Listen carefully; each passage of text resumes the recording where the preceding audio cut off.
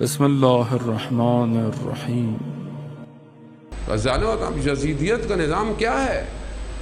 کیا وجہ تھی کہ امت غافل ہو گئی، امت سو گئی؟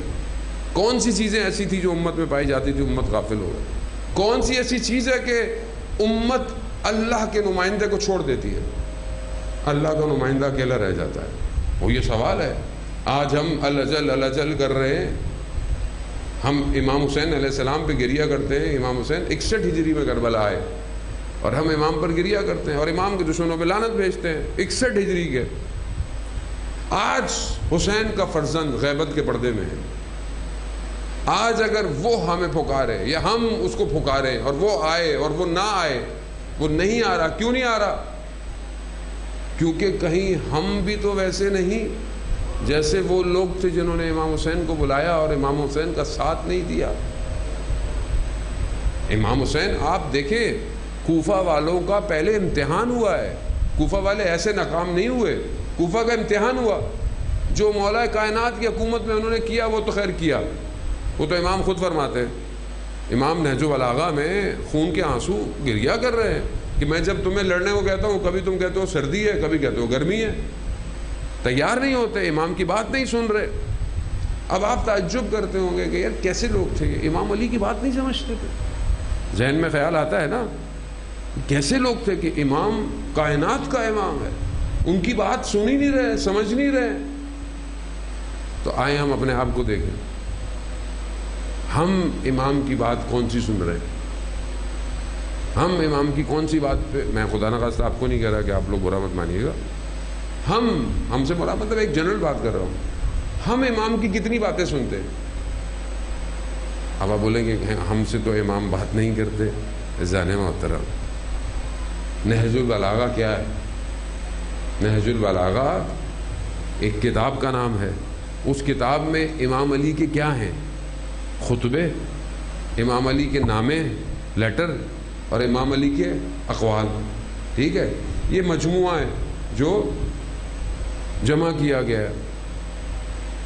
ہم اپنی زندگی میں امام علی کی کتنی باتیں سنتے ہیں؟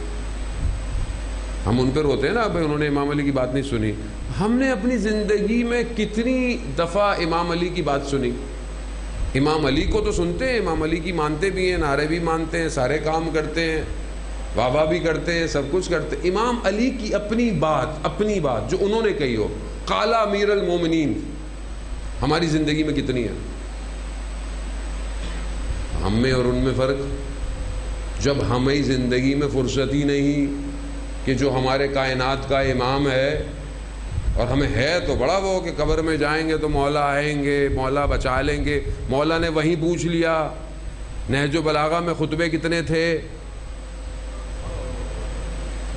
کچھ تو مولا حق رکھتے ہیں، یا وہ بھی آپ بتائیں گے کہ مولا آپ سے کیا پوچھیں؟ ہمارا تو وہ حال ہے نا کہ ہم مولا کو بتائیں گے مولا یہ نہیں پوچھنا ہم سے۔ جیسے ہم مولوی کو کہتے ہیں مولانا صاحب یہ پڑھنا نہیں ہے، یہاں پہ آ کے یہ پڑھنا ہے تو پبلک سنے گی، یہ پڑھیں گے تو پبلک اٹھ کے چلی جائے گی۔ تو ہم مولا کو بھی خدا نخواستہ یہ تو نہیں کہیں گے قبر میں مولا یہ نہیں پوچھئے گا ہم سے آ کے۔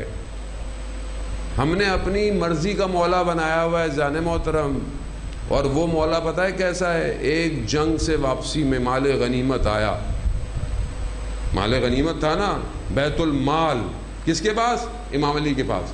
امام علی کی سگی بہن ام ہانی آئیں، امام نے 30 درہم اپنی بہن کو دیے۔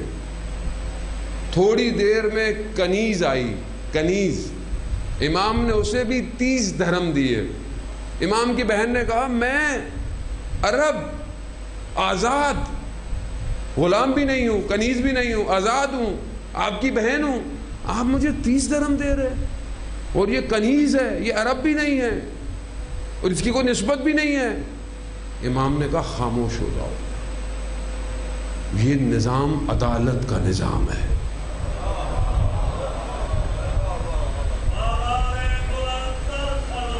اللہ صلی علی محمد۔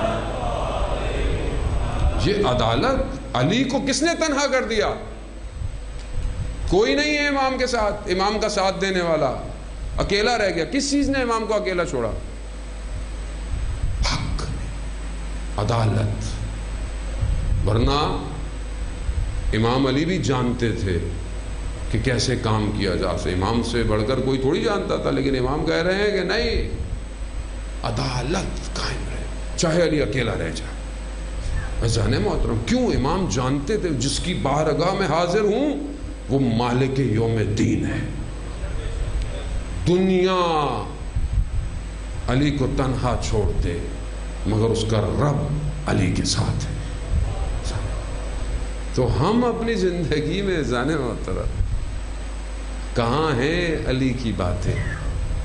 کتنا وقت ہے WhatsApp, TikTok, Snapchat, YouTube, Facebook, ابھی انٹرنیٹ آج کل صحیح نہیں چل رہا، لوگ بڑے پریشان ہیں، ہر کوئی اپنی اپنی باتیں کر رہا ہے، فائر وال لگ رہا ہے، یہ لگ رہا ہے، وہ لگ رہا ہے، اور پریشانی لگی ہوئی ہے لوگوں کو۔ کتنی پریشانی ہو گئی آپ کو؟ کیا ہو گیا بھائی؟ نہیں چلے کچھ کا مسئلہ ہوتا ہے کیا؟ نہیں، پریشانی ہے۔ اتنا سب کچھ پڑھتے ہیں صبح سے شام تک، مگر ایک وقت ٹائم نہیں ہے۔ میں پھر بھی نہیں کہتا آپ روز پڑھیں، روز نہیں پڑھیں آپ، مطلب کبھی تو کھول لیں، کبھی تو نہج و بلاغہ کو کھول لیں بھائی، اتنا تو محبت کا اظہار کریں اپنے مولا سے۔ بھائی جو جس کا عاشق ہوتا ہے وہ اسی کی زبان میں باتیں کرتا ہے نا۔ آپ باتیں کریں تو آپ یہ نہ کہیں کہ میں علی کا ماننے والا ہوں، لوگ کہیں یہ علی کا ماننے والا لگتا ہے۔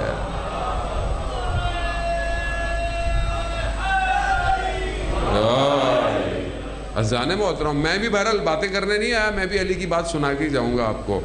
نہج و بلاغہ میں بہت سارے نامے ہیں، خطبے ہیں۔ قرآن جو ہے اللہ کی کتاب ہے عزیزان محترم، قرآن ہدایت کی کتاب ہے۔ قرآن کس کے لیے ہدایت کی کتاب ہے؟ قرآن فرماتا ہے ھدی للمتقین، کتاب ہدایت کی ہے، اور اللہ بھی ہدایت دیتا ہے۔ اللہ کس کو ہدایت دیتا ہے؟ متقین کو ہدایت دیتا ہے۔ متقین کون ہے؟ وہ جو تقوی اختیار کرتے ہیں۔ تقوی کیا ہے؟ اتنے مشکل لفظ مولانا صاحب ہمیں نہیں آتے۔ تقوی کیا ہے؟ تقوی یعنی مثلا جو اللہ نے کہا ہے اس پہ عمل کرو، جسے اللہ نے کہا ہے چھوڑ دو اس کو چھوڑ دو، ختم۔ اتنا آسان سا تقوی ہے بس، یعنی حلال انجام دو، واجب انجام دو، حرام کو چھوڑ دو، بس اتنا سا کام ہے تقوی۔ اب جو تقوی اختیار کرے گا اللہ اس کو ہدایت دے گا۔ تو اب انسان سوال کر سکتا ہے کہ یہ متقین کیسے ہوتے ہیں، ان کی شکلیں کیسی ہیں، ان کے عمل کیسے ہیں؟ تو پھر کون بتائے گا؟ جو امام المتقین ہوگا، جو متقیوں کا امام ہوگا۔ اب متقیوں کا امام کون ہے؟ کوئی بھی نہیں ہے، کسی نے بھی اپنے یہ ٹائٹل کسی کو بھی نہیں ملا ابھی تک، نہ کسی نے اپنے پاس لگانے کی کوشش کی ہے۔ کیوں؟ کیونکہ کوئی اس مقام پہ پہنچ نہیں پایا۔ تقوی تو شاید کوئی اختیار کر لے، لیکن امام المتقین کوئی نہیں بن سکتا سوائے علی ابن ابی طالب علیہ السلام۔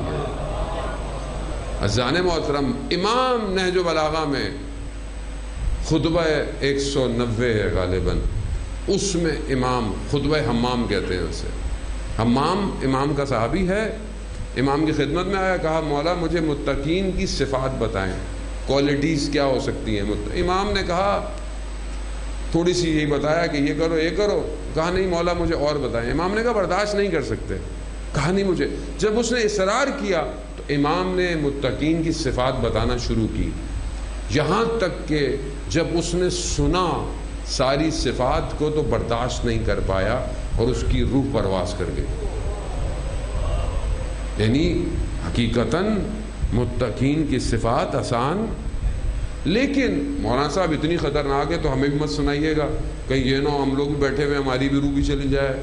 ذہن محترم، نہ میری زبان اتنی اچھی ہے کہ میں وہ بیان کروں آپ کی روح چلی جائے، آپ یقیناً اچھے ہیں لیکن میں اتنا اچھا نہیں ہوں۔ ظاہر ہے بیان کی بھی طاقت چاہیے نا اس کے لیے، خود بھی متقی ہو آدمی، لیکن جو صفات بیان ہوئی ہیں ان میں سے ہم کچھ صفات کو اپنے اوپر شامل کر سکتے ہیں۔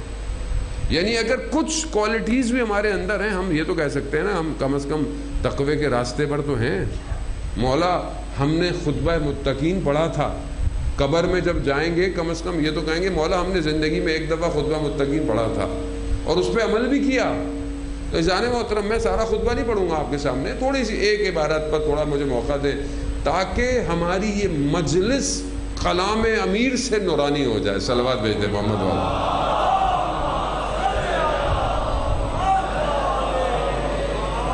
نہیں مسئلہ یہ ہے کہ میرے ساتھ تھوڑا سا حساسیت ہے.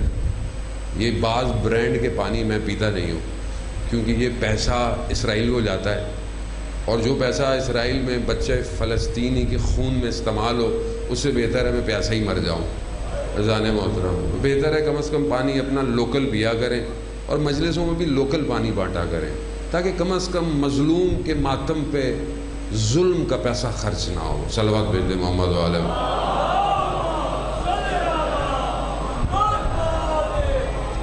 اذان محترم، خطبہ متقین میں امام فرماتے ہیں، امام نے بہت ساری، بس ایک پیراگراف امام فرما، اور یہ چیزیں بہت مشکل نہیں ہیں، مطلب ہمیں کیونکہ بعض اوقات اتنی مشکل چیزیں بتائی گئی ہیں کہ ہم سمجھتے ہیں پاسبل نہیں. امام فرماتے ہیں متقین کی صفت کہ یہ جب بولتے ہیں تو یہ بڑا ناپ تول کے بولتے ہیں، یعنی ان کی گفتگو آج کے زمانے کے حساب سے بیلنس ہوتی ہے. نہ یہ افراد کرتے ہیں، نہ یہ تفرید، نہ یہ بہت احمقانہ باتیں کرتے ہیں، نہ بہت، یہ بڑی نپی تلی گفتگو کرتے ہیں. یعنی جب یہ بات کرتے ہیں، اذان محترم خود اسی بریکٹ کے اندر امام کا ایک اور خطبہ، امام کا ایک اور قول ہے. امام فرماتے ہیں جب تک الفاظ تمہارے پاس ہیں تو وہ تمہارے قبضے میں ہیں، اور جب الفاظ تمہاری زبان سے نکل گئے تو پھر تم اس کے قبضے میں